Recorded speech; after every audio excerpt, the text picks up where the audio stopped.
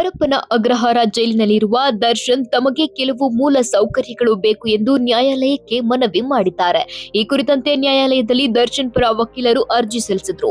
ವಿಚಾರಣೆ ನಡೆಸಿದ ನ್ಯಾಯಾಲಯವು ಆದೇಶ ಪ್ರಕಟಿಸಿದೆ.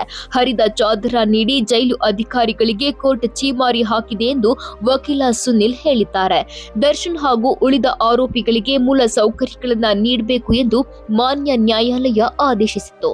ಮ್ಯಾನ್ಯುಯಲ್ ಪ್ರಕಾರ ಏನೆಲ್ಲ ಕೊಡಬೇಕು ಅದನ್ನೆಲ್ಲ ಕೊಡಿ ಎಂದು ಆದೇಶಿಸಿತ್ತು. ಆದರೂ ಕೂಡ ಜೈಲಾಧಿಕಾರಿಗಳು ಅದನ್ನ ಪಾಲನೆ ಮಾಡ್ತಿಲ್ಲ ಎಂದು ನ್ಯಾಯಾಂಗ ನಿಂದನೆ ಕೇಸ್ ಮಾಡುವಂತೆ ನ್ಯಾಯಾಲಯಕ್ಕೆ ಕೋರ್ಕೊಂಡಿದ್ವು. ಹಾಸಿಗೆ ದಿಂಬು ಕೊಡಿ ಎಂದು ನಾವು ಈವರೆಗೂ ಕೇಳಿಯೇ ಇಲ್ಲ. ಅದು ಕೇವಲ ಮಾಧ್ಯಮದಲ್ಲಿ ಬರ್ತಾ ಇದೆ. ನಮ್ಮ ಮನವಿ ಇರೋದು ಮೂಲ ಸೌಕರ್ಯಗಳನ್ನ ಕೊಡಿ ಎಂದು. ಹಾಸಿಗೆ ದಿಂಬು ಪಲ್ಲಂಗ ನಾವು ಕೇಳಿಲ್ಲ.